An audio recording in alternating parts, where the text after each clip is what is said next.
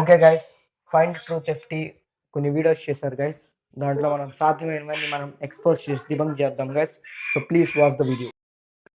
First మీరు ఈ clip చూడండి గైస్. రెండవ సూర 32వ వచనంలో ఇలా ఉంది. దేవదూతలు ఇలా అంటున్నారు, నీవు మాకు తెలియజేసినది తప్ప ఇంకేమి మాకు తెలియదు, నిశ్చయంగా అన్ని తెలిసిన వాడవు నీవే అని అంటున్నారు.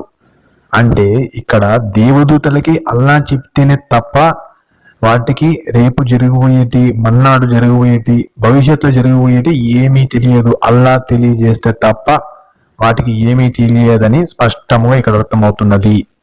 ఇక్కడ నా ప్రశ్న ఏమిటంటే, అల్లా ఇలా అంటున్నాడు, రెండవ సూర 30వ వచనంలో ఇలా అంటున్నాడు, నేను ప్రతినిధిని లేదా మనిషిని సృష్టించబోతున్నాను అని అల్లా అంటాడు.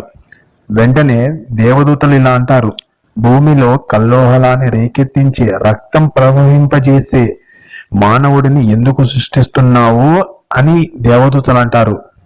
ఇక్కడ నా పాయింట్ ఏమంటే, మనిషి కల్లోహలాన్ని సృష్టిస్తాడని, రక్తం ప్రవహింపజేస్తాడని ఆ దేవదూతలకి ఎలా తెలుసు?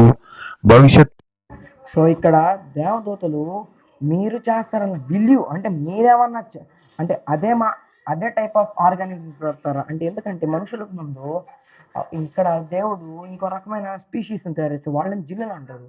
వాళ్ళు ఏంటంటే దేవునికి వ్యతిరేకంగా తీవ్రవాది చేసి, అందుకే ఆటోమేటిక్గా దేవతలు కూడా అలా అనుకున్నారు, అరే వీళ్ళు కూడా ఇలానే చేస్తారని. అందుకే వాళ్ళు దేవుడా మీరు అదే టైప్ ఆఫ్ మనుషులు చేస్తారు, వాళ్ళు గెస్ట్ చేశారంటే వాళ్ళకి వాళ్ళంతగా తెలియదు.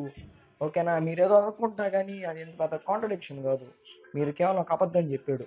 ఇదే గైస్ ఈరోజు నేను ఇలానే ఇంకొన్ని వీడియోస్ చేయబోతున్నాను గైస్. ప్లీజ్ అప్పటి వరకు సపోర్ట్ చేయండి. Please like, share and subscribe to my channel.